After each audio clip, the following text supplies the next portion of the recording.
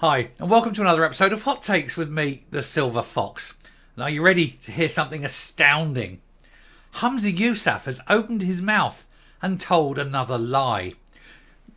I know, I was flabbergasted that such a thing could possibly happen. Now, it wasn't a big lie, it's not a little lie, it's a lie. And how do we know? Because Pinocchio can't help himself, can he? Like that, honestly. Every time he speaks, it's quite obviously a lie. The thing is, he must know that we know he is just 100% lying with everything he says. But this latest lie is again one of the tiniest things that he does not even need to lie about. And yet he's obviously lied. We'll go through it.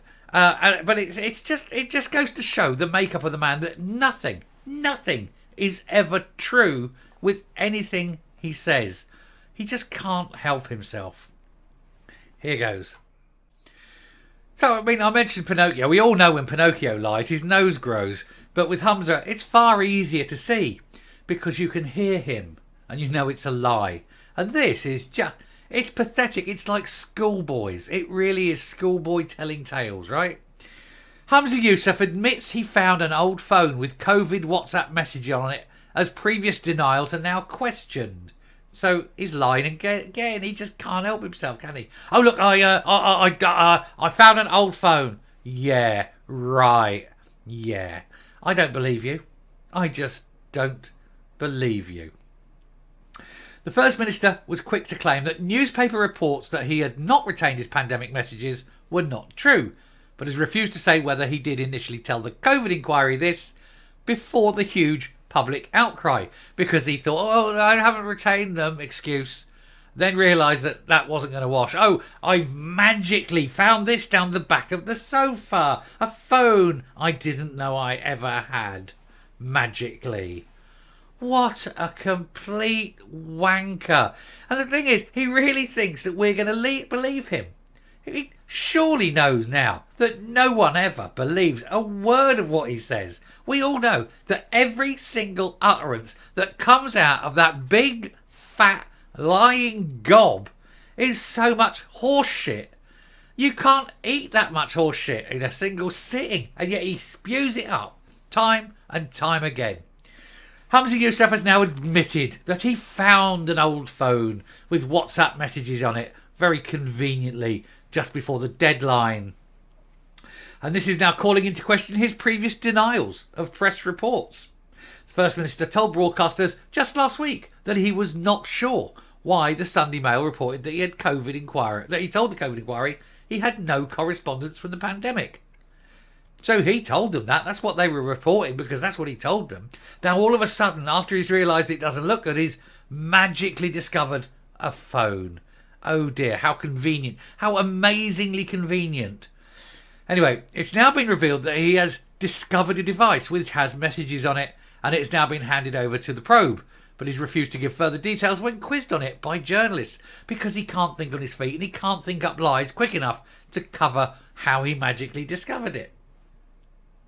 He was asked to talk through the process of him finding the phone and what was on it. He said, no, I'm not going to talk you through it because I can't. And it's for the inquiry to ask any relevant questions they want. I think what is relevant to the inquiry is, do you have messages? Can you hand them over? Oh, yeah, but you guarantee that phone's been gone through and filtered, can't you? Anyway, the answer is yes, I have messages. Yes, I'll be handing them over in an unredacted form. There you go. But I'm not going to give a running commentary on a live public inquiry, neither on my evidence or indeed the evidence of others. Yeah, it's always a live, it's always a public inquiry, it's always a live investigation. They won't answer questions, even when people say, no, you're free, answer the questions. You absolutely can answer the questions. Oh, no, it's a live thing, can't answer.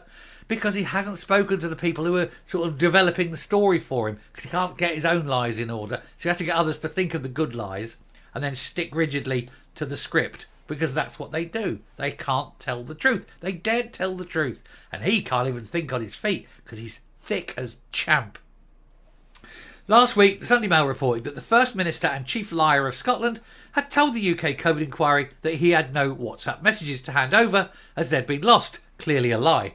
He may not have any, but they haven't been lost. If they may have been deleted, but that's an entirely different thing. But just one day later, magically, Mr. Yousaf said, "I'm not sure where those press reports have come from." Well, they came out of your mouth, fuckface.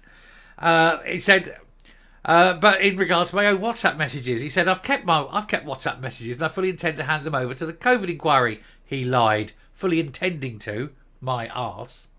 But the Scottish government refused to answer a number of questions about the situation because they haven't got their story straight yet.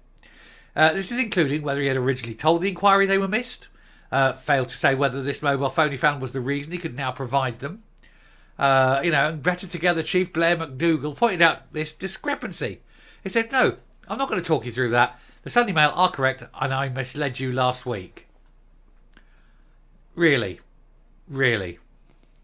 Mr. Yousaf has been under fire for the past week over his party allegedly covering up during the COVID pandemic, which we know undoubtedly they have, left, right and centre, through a failure to retain COVID WhatsApps about how key decisions were made, which is totally illegal. All decisions and how they're arrived at must legally be kept records of. His former boss, Nicola Sturgeon, a woman who we all want to see put into prison for many, many, many years, has repeatedly refused to confirm or deny reports she deleted her messages, which undoubtedly means she deleted her messages. And that is despite a do not destroy order being made by both the Scottish and UK probes. And indeed, the first do not destroy issue was put out in May 21. This only came out yesterday. She was told in May 21, and if she's deleted a single thing from May 21, then she's got to go to jail, because that is massive contempt of court. So there's a woman who knows that she's going to likely be in deep doo-doo very quickly, because if they see that these things have gone and she's deleted them since May 21, she's screwed over royally. Anyway, after it was first reported that the First Minister had also said she'd not retained messages. He had not retained messages. He quickly denied this. Before it was revealed that his old phone had been found and handed over. He refused to say whether he thought his predecessor had wiped her correspondence because he owes her everything and won't drop her in it. Dunno, she'd drop him in it. If she could stay out of jail by dropping him in it, he'd be in jail.